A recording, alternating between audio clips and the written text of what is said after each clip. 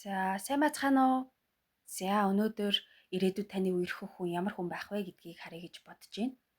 Тэгээд энэ гурван картнаас сонголтоо хийгээрэй. Сонголтуудынхаа зургийг ойртуулж харуулах хэрэгтэй байх.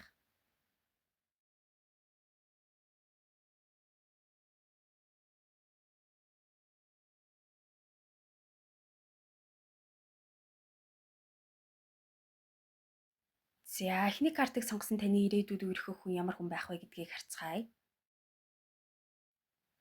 За, эмх цэгцтэй, нягт юм болгонд ач холбогдол өгдөг зарчимч маягийн хүн байж магадгүй.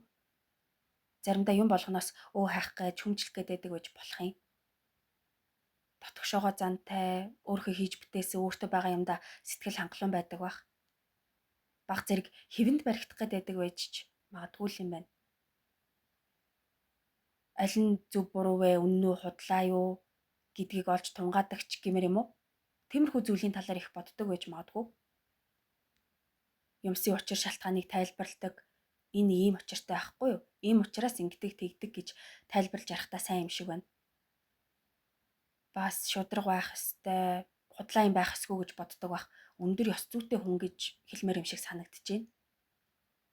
Тэгээд энэ хүнтэй сургуульд дадлага, албан газар, ажлын газар ч юм уу хүмүүс ийш тийш холхидог, дураараа чөлөөтэй орж гардаг газар гэхээсээ илүү тогтун, тайван уур амьсгалтай газар таарлаж магадгүй. Та хоёр хоёулаа уулзах зөв цагаа хүлээгээд байж байгаа юм болов уу гэмээр юм байна. Таны амьдралд яг чухал хэрэгтэй гэсэн үед энэ хүн гарч ирэх байх. Яах ёстой бол яах вэ гэсэн үед гарч ирээд таны амьдралыг өөрчлөөд өөрт тийш чиглүүлэх байх. Ер нь энэ хүн таныг өөрчлөхийн тулд гарч ирэх болов уу гэж бодож байна. Тантай угаасаа л уулзах ёстой ч хүн юм шиг байна. Тэгээд энэ харилцаа бол нэгийг хараад нөгөөг мартдаг тийм харилцаа биш байна ах. Энэ хүний хувьд зүгээр л үерхэд тэгсгийж аваад хоёр тийш болох тийм харилцаа хэрэггүй. Надтай урт удаан хамт байх хүн хэрэгтэй гэж бодож байгаа байж магадгүй. За, одоогоор амьдралд нь гинтийн зүйл тохиолдоод уруудаж яваач юм шиг санагдаж байгаа байж магадгүй. Нэг хэсэг сэтгэл гундуу, гутраад, уртх замаач харах сөхөөгүй гунигалсан ч байж болох юм. Өмнөх харилцаанаас үлдсэн сэтгэлийн шарах байсан. Тэр нь одоо л эдгэрхтэй шиг хандж байгаа байж бас магадгүй юм байна. Ямар нэг юм ийг л дуусгаад явж байгаа юм хүн байна. Харагдах байдлын хувьд ямар хүн байж болох вэ гэхээр ширүүн төрхтэй, ширүүн цоргисон харцтай ч юм уу эсвэл жаахан сүртгэхээр төдийлөн нүдэнд дулаахан харагддаг хүн байж магадгүй. Харин ааш зангийн хувьд бол үнэхээр шулуухан зантай хүн юм шиг байна. Урд нь юм болгоно надад хамаатай би ганцаараа бүх юмны учрыг олно гэд явдаг байсан байж магадгүй ч гэсэн одоо бол юунд оролцох уу, юунаас дутах уу гэдгээ мэдж байгаа байх. Нэг тийм драматик занд дургүй байж магадгүй. Тайван, нухацтай, буур сүртэй байрын хүн шиг санагдаж магадгүй. Хүмүүсийн ярьж хэлж байгааг чимээгүй сонсоол өөрөх нь ярьж байгаа ч гэсэн дил сул биш, маш цэгцтэй. Ярьж байгаа үгийн сонголт нь ч гэсэн өөр үеж магадгүй. Тэгээд энэ хүн танд нэг л өөр гүн гүнзгий сэтгэл төрүүлэх байх. Энэ хүнтэй би цааш хамт байх гэсэн бодол ягаад чинь төрж магадгүй. Гэгээлэг өөдрөг хүн бэ гэж бодогдохгүй ч гэсэн өөрөх нь байгаа байдал таны анхаарлыг их татна. Энэ хүн танд хайр сэтгэлийн тал дээр юмсыг аль болох боддоор харах хэрэгтэй байдаг юм шүү. Өнгөрсөнд зүгдэж суух, өөрийгөө буруутгах хэрэггүй гэдгийг зааж өгөх байх. Дээрэс нь та одоо байгаагаасаа илүү их хайрлагдах ёстой хүн шүү гэдгийг ч бас ойлгож авах юм шиг байна. Үнэнч байх, амлсан хэлсэн ярьсандаа хүрэх гэдгийг бүр утгаар нь энэ хүнээс харж авах бах. Ер нь хин хэнийгээ өөрчилж чадах харилцаа авах болов уу гэж бодож байна. Таны амьдралд үзэгдээд өнгөрөх жирийн нэг хүн лав биш байна. Хэрвээ энэ харилцаа удаа үргэлжлэх юм бол гацаанд орчихсон юм шиг санагдаж магадгүй нэг тийм сул тал байж магадгүй. Тэгээд энэ хүнтэй ойрын хугацаанд таарлаж магадгүй. Гэхдээ яг ойрын хугацаанд гэхээсээ илүү тэгж жагаад цаг нь болохоор гів гинтэл таарлах байх, хаврын уур амьсгал орчихсон байх үед таарч болох юм байна. За ингээд дараагийн бичлэгээр уулзлаа. Түр баяртай. Баярлалаа. За, хоёр дахь картыг сонгосон таны ирээдүйд үерхэх хүн ямар хүн байх вэ гэдгийг харцгаая. За, тогтоо томоотой, өөртөө байгаа хэнийг ч юу гэж байсан хамгаалдаг, юунаас ч айж төвөгшөөдгүй их дайчин зоригтой хүн байж магадгүй. Бас нэг л шийдсэн бол зорьсондоо заавал хүрнэ гэж зүтгэдэг хүн байх. Гэтэ ерөөсөө түрэмгийн авиртай хүн бол биш юм шиг байна. Спорт, биеийн тамирт сонирхолтой байж магадгүй, эсвэл айгүй ажилсаг байх. Одоо юу гэдэг тэмцэл, өрсөлдөөн гэдэг зүйлийн дунд энэ хүний амьдрал өрнөд байдаг юм шиг л юм байна.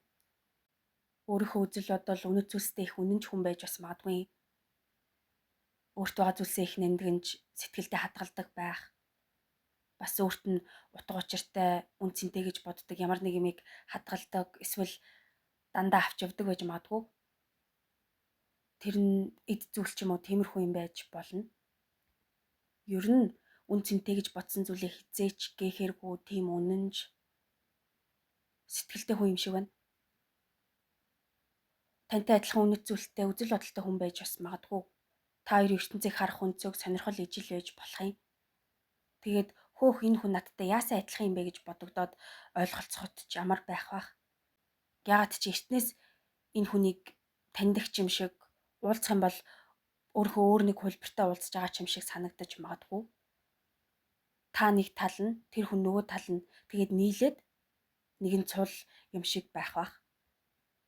Тэгээд та шууд энэ хүн надад таалагдчихээн, би дурлцглаа гэж явахгүй ч байж магадгүй. Харин миний нөгөө тал энэ байна гэсэн бодол яагаад ч орж ирэх юм шиг байна. Угаасаа л тантай уулзах учрах ёстой хүн байх. Ямар ч хамаагүй утга учиргүй хүн лав биш гэдгийг алхам бүртэл сануулах бах. Таны амьдралд багч болтгоо өнгө нэмэх болов уу гэж бодож байна. Таны амьдралд өөрчлөлт гарах үед энэ хүнтэй таарлаж магадгүй. Нэг газараас нөгөө газар руу явах, нүүх, нэг ямиг дуусгаад өөр зүйл эхлүүлж явах үед байж магадгүй. За тэгээд одоо бол ажил, амьдрал, сургууль, соёл гэд шаргуу тууштай зүтгэж яваа байж магадгүй юм байна. Ингэчүүл надад их хэрэг болно доо гэд зүтгэлэн. Дэм юмны араас хөөцөлтүүд яхаа одоо боли гэд өөрөх нь сэтгэл түрхэхээ байсан юу ч эцэслэгээр шийдсэн байж бас магадгүй. Нэг хэсэг сэтгэлийн шарахтай явсан байхыг үгүй гэхгүй. Өмнөх харилцаанаас сэтгэлийн шарах амсаад урманы хугарсан ч байж болох юм. Гэхдээ одоо бол би ингээд сэтгэлээр унаал унжаагаад байж болохгүй. Өнгөснийг тавьж явуулъя. Надад өөр анхаарах ёстой зүйл зөндөө байна гэж бодоод сэтгэлээр унахаа бараг болсон байх. Харагдах байдлын хувьд тас хар үстэй, цав цагаан арьстай ч юм уу нэг тийм байгаа байдал нь өв тэгш гэх юм уу? Тэгж харагддаг хүн байж магадгүй. Айгу тайван, дүлгөөхөн, гялцал биш, маш энгийн харагддаг байх. Шууд сэтгэл хөдлөл гаргаад байдаггүй болов уу? Ярахаасаа түрүүнд ажиглаж их хардаг, үгдүү цөөтэй ч байж магадгүй. Ас зангийн хувьд өөрт нь онцгүй зан авир байдаг бол тэрийг айгу хурдан цэцдэг ч юм уу тэгдэг байж магадгүй. Амьдралд нь том өөрчлөлтүүд гараал явж байгаа, түүнийгээ дагаад жил өрөх тусам өөрчлөгдөөд шинэ хүн болоод явж байгаа юм шиг байна. Тэгээд хүчтэй, сэтгэлийн тэнхээтэй бууж өгөх гэдэг зүйлийн талаар дурсдагчгүй бах. Зарим талаараа нууцлагч юм шиг тийм байж болох юм. Ер нь өөрчлөлтөөс айдгүй юм байна. За энэ харилцаа бол надад ийм сул тал байдаг. Тэгвэл надад ийм сул тал бий гэд хоёр биенээсээ юу ч нуулгүй, бие биенийхээ дутагдлыг нөхөөд болохгүй зүйл байвал засаад, өнгөрснийг тавьж явуулаад зөвхөн урагшаага хараад явах ийм харилцаа байх бах. Өмнө нь та ямар бодолтой байсан, тэр бодол ертөнцийг харах өнцөг өөрчлөгдөөд таныг айжм айжмаар баг багаар өөрчлөнө. Хэвшмэл ойлголт нэг хэвийн бодлоос салахад туслах юм шиг байна. Та энэ хүнтэйгээ хавар, зуны улирал эсвэл 2 дугаар сард учирч магадгүй харагдаж байна. За ингээд дараагийн бичлэгээр уулзлаа. Түр баяртай. Баярлалаа. За 3 дахь картыг сонгосон таны ирээдүйд үерхэх хүн ямар хүн байх вэ гэдгийг харцгаая. За таны таньдгүй хүн байх. Эсвэл ганц нэг удаа харж байсан зүс таних ч гэсэн нэрийг мэдэхгүй хүн байж болох юм. Энэ хүний хувьд агаар махбодтой ордны хүн байж магадгүй. Энгийн зүйлэгч байсан ич хидтэй болгож харах чадвартай. Юм болгоныг гүн гүнзгий утга учиртай болгож хардаг маш мэдрэмжтэй, өвөрмөц хүн байх. Дуу хөгжим, уран зураг, ном зохиол урлагт нэлээ дуртай түүгээр мэдрэмжээ илэрхийлдэгч байж болох юм. Заримдаа хорвоо ертөнцийг уянгалаг, утга төгөлдөр болгож харна. Гэхдээ заримдаа бол уйтай ч юм да гэж хардаг байж магадгүй. Та өмнөх харилцаагаа бүр мөсөө эцэслээд эсвэл хайр дурлал гэдэг зүйл надаас дэндүү хол ингэж бодоод явж их тэр үед энэ хүнтэй таарлаж магадгүй. Бүр аль эсвэл гацаанд орчихсон ч юм шиг урагшилж байгаа ч юм гэж алга одоо яадгийн мэлээ гэж бодоод явж байхдаа таарч болох юм. Ямар нэг юмыг эцслээ дуусгах яг тэр үед энэ хүн өөрөө таныг олоод ирэх бах. Тэр хүртэл та яг урсгалаараа л явж явах юм шиг байна. Та хоёр хоёулаа урлах дуртай байж болох юм. Үүгээрээ дамжуулаад ойртох бах. Надтай адилхан сонирхолтой хүн бас байдгийн байж гэж бодогдож магадгүй.